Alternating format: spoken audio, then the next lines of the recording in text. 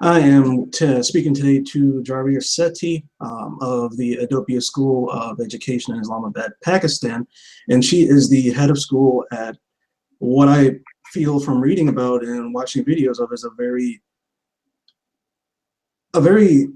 great way to approach education. And I'm glad to speak to her today and get the conversation started and try to help people learn about alternative forms of education, especially when uh, at least in the United States, there is a problem with our education system and it is diminishing. And she is in Pakistan, but this is also great to see other ways of learning, alternative ways of learning. And I'm glad that you're here with me today. Hello, Walter. It's really an honor to be here with you today. And tell me and everyone about how you came about with the idea for Edopia and what led you to move in the direction to start the school. Okay, so I started the school around 2.5 years ago, but I started thinking about the school a bit longer than that. I was in my university. It was my sophomore year at the university. And at that time, I started thinking for myself for the first time because what generally happens is that the kind of schooling that we have, it doesn't really make us question a lot of things in the system, in the society. We are very accustomed to treading on the same path, following the goals that the society sets for us. But luckily I went to a good university, and that was the first time when I started thinking for myself, and I realized that a lot of decisions that I've taken in my life, they would have been different had I had a different education or if I was counseled in a certain way. So at that time, I looked back at the education system of the country that I am in and realized that all the years had passed after I had graduated, a lot had not changed. Everything was pretty much in the 90s, and we were still following the factory model of education, where the main goal going to a school was getting grades and getting numbers, and everything was around just academics. There was there wasn't any emphasis on conversation or mentoring.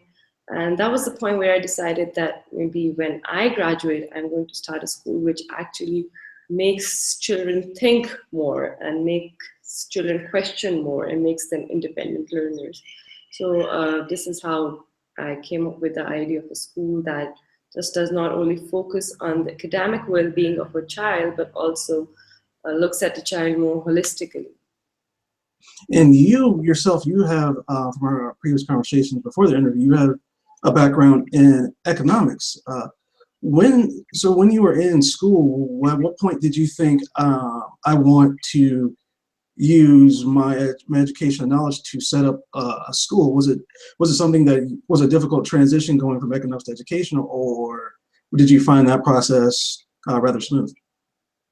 Okay, so I did my bachelor's in economics, but I do not really feel that I am an economist by any means. I do not have a personality that is required for any person to be an economist. And there's a lot of resentment over there because I feel that when I chose economics as my career path, I did not get enough counseling to do so. I had a personality which was not a good fit for that career. So naturally, when I realized that this is something that, although I was doing well academically, even with economics, I didn't really feel that it was my calling. So obviously, I had to do something that was my calling and something that I felt more passionate about. So I had to transition from economics to education. And although the discipline that you go through while you're doing a degree or everything, it helps you in life, but the core content of whatever you were covering does not, essentially. When I chose education, I had to start over from the beginning. I had to study different models of education, different paradigms, different methods of pedagogy, and it was pretty difficult to transition. But over time, if a person wants to learn, we're living in the 21st century, learning independently is not a problem if you are motivated enough. And this is the kind of vision that drives our system as well at Edopia. So over time, I was able to get a grasp of a lot of different paradigms in education as well. But yeah, it wasn't a very smooth transition. And that actually, that's something that brings up something I looked at about the school. And for those who are new to the concept, that there's, yeah, especially for a Western education, this is Edopia has a much different structure set up for classrooms, class sizes, and everything that is completely different. And Edopia uses what is called a Regio approach. Is that something you learned while you were still in school, that you thought this was a great way to implement into educating our youth? Because listening to when neuroscientists speak about the Regio approach it's fascinating in how early the child's mind starts developing and can actually function. When did you think that this is exactly how I want to try to structure Edopia? Basically, after my graduation, I just went out on the search for good education models, things that I can bring back home. So for quite a long time, for almost a year, I was just looking at different models and how they impact the child in the longer run. And I ran into this approach called Regio. This is a system that we use for early childhood education here at Edopia. And compared to whatever we have in the country, I found this model to be a more realistic one. It really harnesses the natural developmental pathway of the child. So essentially, when a child is born to learn, because when a child starts walking or talking, these are the things that the child is doing pretty much on his own while being in an environment that supports him. You do not ask a child to run, or you do not ask a child to talk. All these things are very innate, they are very intrinsic, they are inbuilt. Similarly, when a child starts school, these things do not stop. The learning, the natural tendency for a person to learn, a child to learn, it just stays there.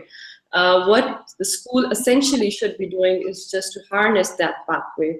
So the system of Regio, rather than teaching the child and telling the child what needs to be done, it just facilitates the child. So the environment becomes the second teacher in the process, and the teacher himself becomes just a facilitator who looks at what the child wants to do.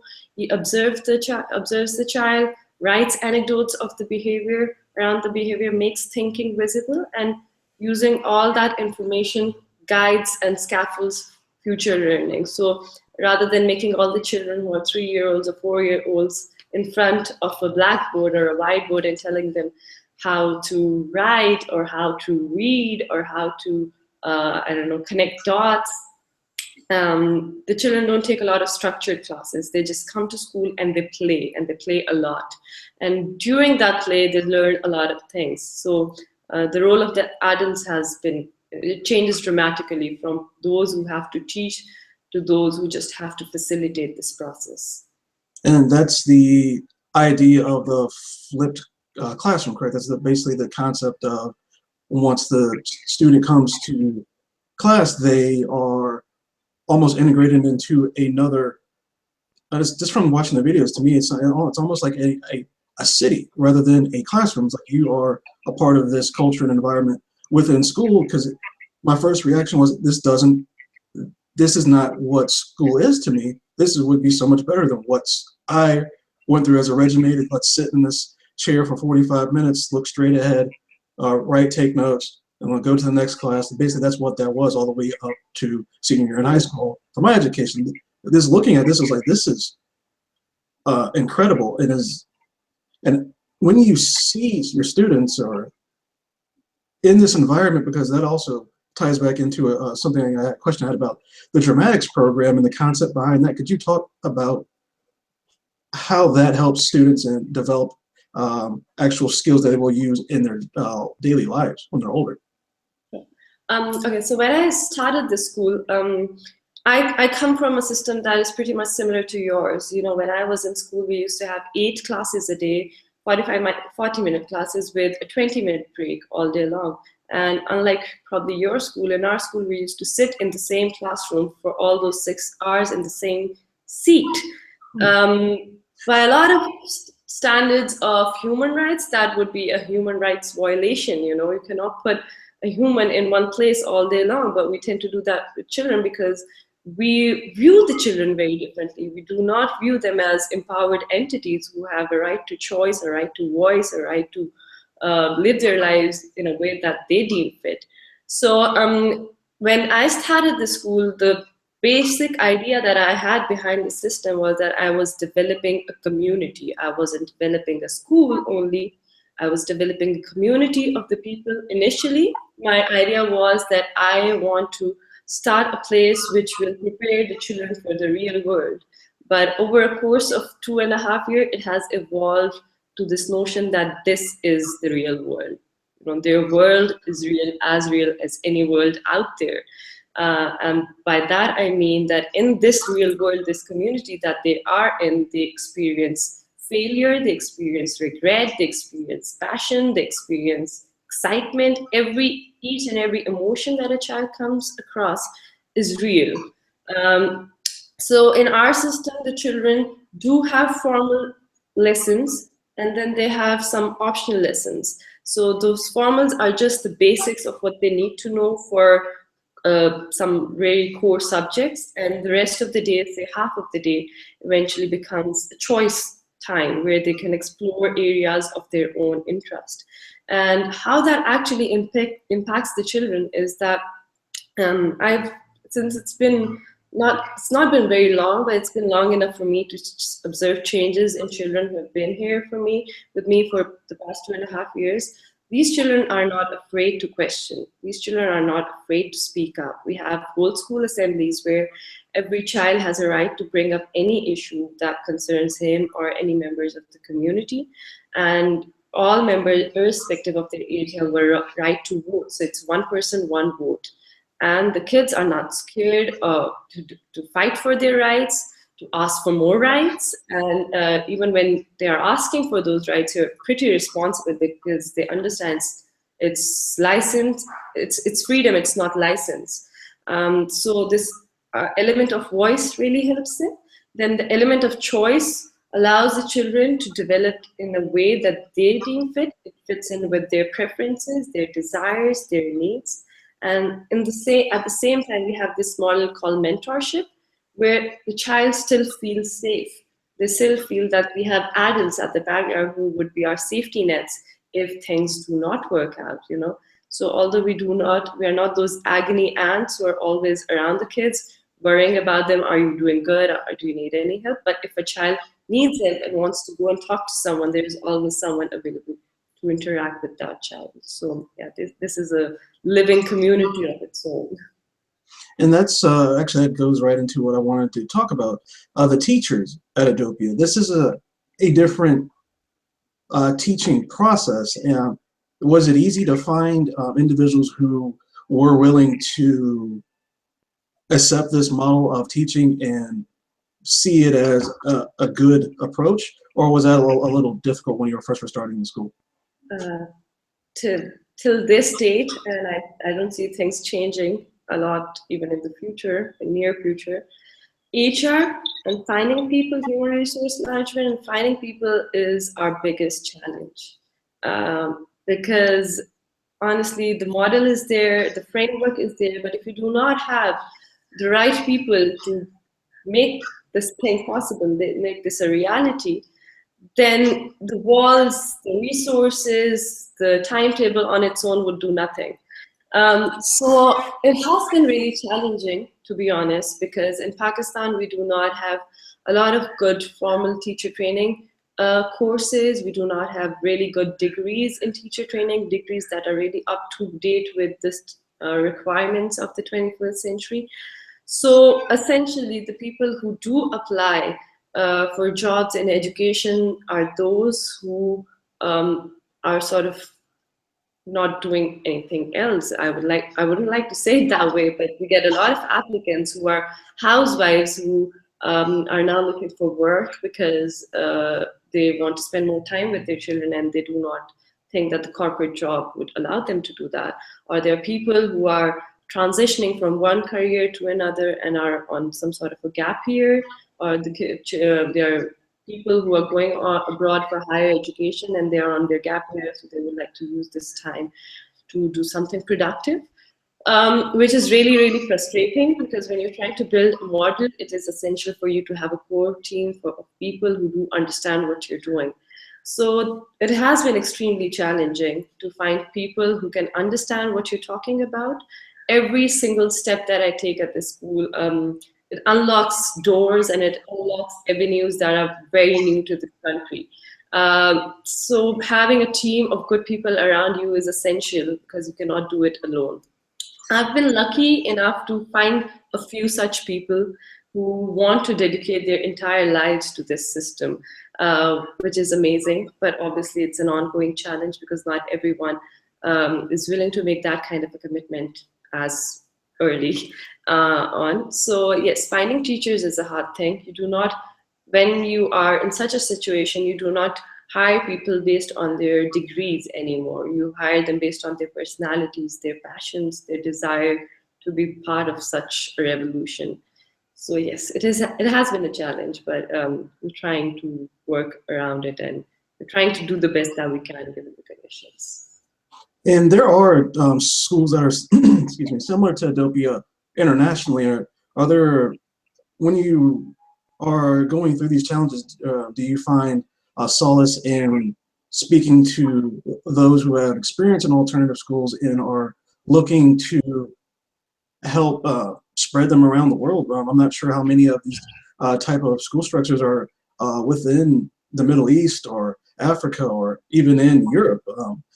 They're not extremely common in the United States, but I've heard of similar. Does it help having those out there who are also? It definitely helps. That's like the thing that keeps you going because you don't feel that you're the only one who's being so radical about education. When you see other systems emerging, and then there are some that are way, way, way older than our system, it just is very comforting to see those systems out there. Basically, alternate schools are not a new notion. There are alternate schools that are over 100-year-old as well, and then there are a lot of them which are emerging today.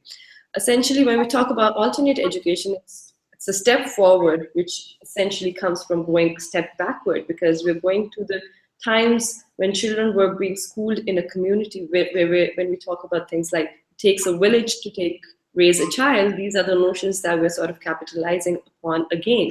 So we are going to times where there were no schools, essentially, before the Industrial Revolution. So the models are still there, and a lot of progressive models are now being labeled as alternate ones as well. To my I've been lucky to say that I am also working with a group of consultants who have been a part of alternate education for all their lives, pretty much. So they give us a lot of direction. They give us a lot of counseling when it comes to times when we are pretty clueless as to how to go about things. So in United States, there's a huge network of schools. It's called the Alternate Education Movement. And they are all of them are operating on standards where the child becomes the center of everything that they do rather than the standardization provided by the state or the standardized exams or the common core standards. And then there are a few really good ones in London. There are a lot of them in the European side. So there are alternate schools across the world. And from how I feel it, they sort of are taking over the educational scenario of the world over time because they are going back to the roots. And your group of consultants, are they made up of individuals from one university? Or are they all those operating around the world at alternate schools, or who makes up that group? There is no one unified group. Like for instance, in North America, there's this entire alliance of North American schools. Jerry Mintz is heading that. So these are certain schools which were essentially, at that time, they were developed to accommodate children who were high school dropouts or who were disgruntled by the education system. So they wanted some space where they could just go in and explore their own personalities and come up with ways in which they want to learn. That movement is right now being headed by Jerry Mintz in the United States.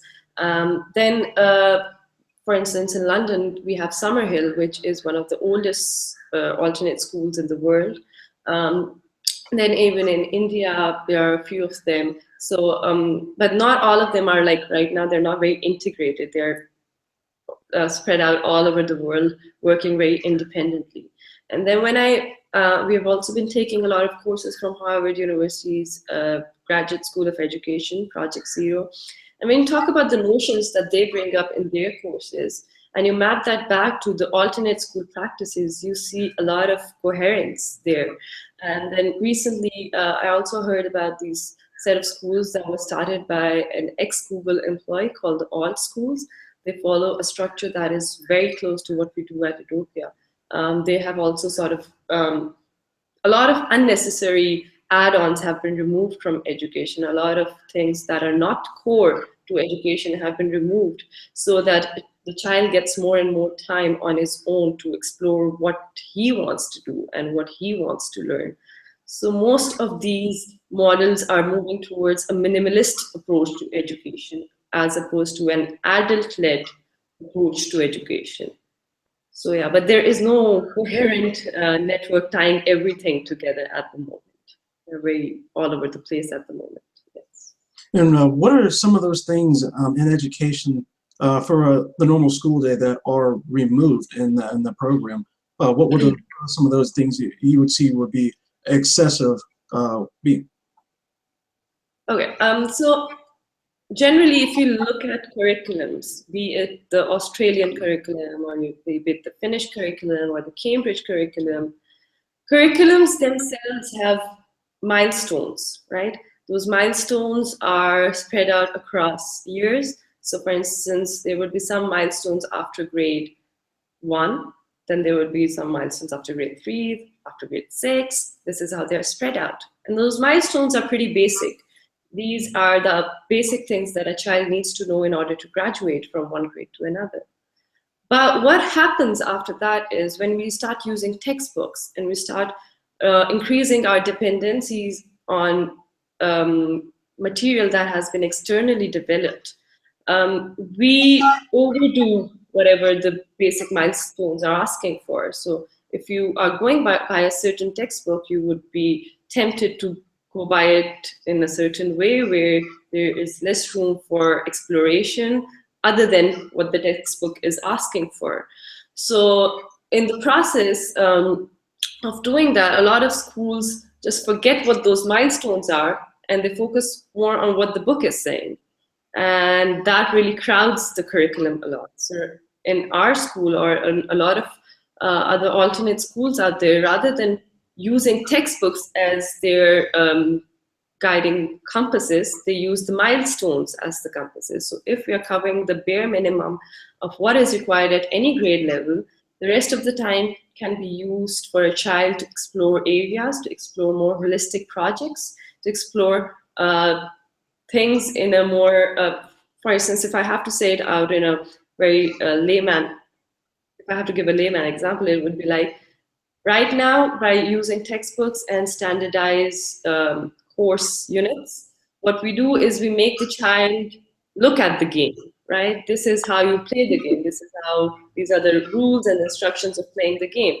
But if you have time and space and resources available to make that child play that game, the learning will altogether be very different.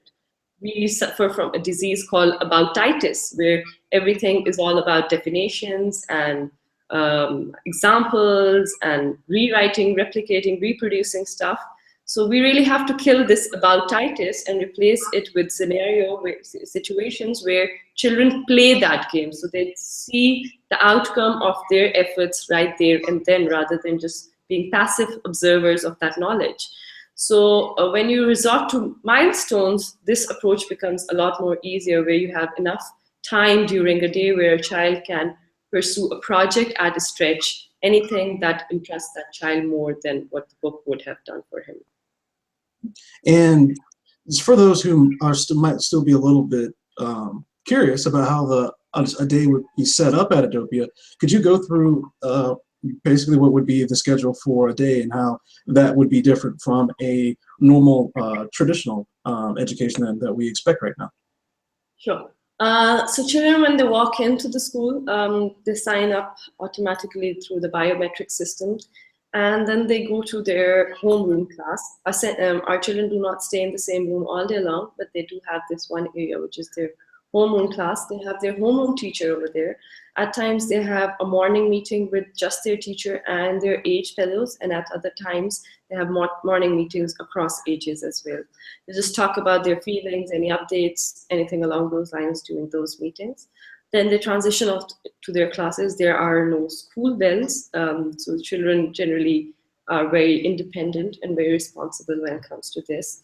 They move from one class to another based on the course that they are taking. At Edopia, only the foundation courses are essential, and if a child feels that he does not want to take a choice course, they can use their time elsewhere. But during the core classes, what children do is they generally pre-read before those classes. So the class time, this is the flipped model. So the class time is dedicated more to answering questions rather than lecturing the students, and sort of making more sense of whatever they have covered till that time. After these core classes, they get a very long break. And during that break, we have a list of things that are up or they're being offered by the teachers. They can be like an art project on, so for instance, pointillism, or we're doing Van Gogh today, and we're doing, for instance, something else along those lines in arts, or then there is a PE project on display. Then there can be a book discussion going on in the library. In the main homeroom, some teachers might be teaching kids how to use certain apps. They might be building a 1,000-piece puzzle if anyone wants to come in and join that activity. I usually give entrepreneurship help during that time because some of my kids have started their own small entrepreneurial ventures, so I am their mentor for that. And so these are the activities and the projects that are up on display during that time. The children can either choose to be part of those projects, or they can continue any of their independent projects. They can do any of their group projects. They can just be on their own, read a book, sleep, do whatever they want to do during that time. So there is no compulsion of being in a certain class just because it's on the timetable. They can sort of draft what they would like to learn on that day. They can even choose to play because it's their time, so it's really up to them what they want to learn. So after the choice time, they have a couple of more core classes, and after that they have after school classes where they can choose from a list of workshops that are up. We offer after school German. They can choose for a coding class, cooking class. All these classes are optional. And within the day, they can also call meetings. So our meetings are pretty much an official affair where we have a student chair and a student secretary, and the children can take their cases to the secretary. The chair and the secretary are rules. They are not. They do not sort of. The children do not have the authority themselves. It's just the rule that has the authority. Children take cases to the secretary, which they would like to be brought up in the meeting, and those issues are discussed in the meetings. Votes are they vote on different topics, and then resolutions are passed, which go in the law book. So it's more of a council that sits from time to time based on any issues at hand. So this is how the daily routine operates. And then there are times when we collapse the entire timetable for a week and we learn real life skills. So far we went for overnight camping once to learn survival skills. Then we had this week where everyone started working on their own business ideas, and we incubated 9 business ideas. Then there was a week of international diplomacy where we enacted the United Nations. So it was a model United Nations for the school. Now the next week is coming in at the end of the next month, and in that week they're going to, it's called the Home Economics Week. So they're going to take care of the entire school like it was their own house. They're going to clean it. They're going to do all the repairs. They're going to cook for 1 week.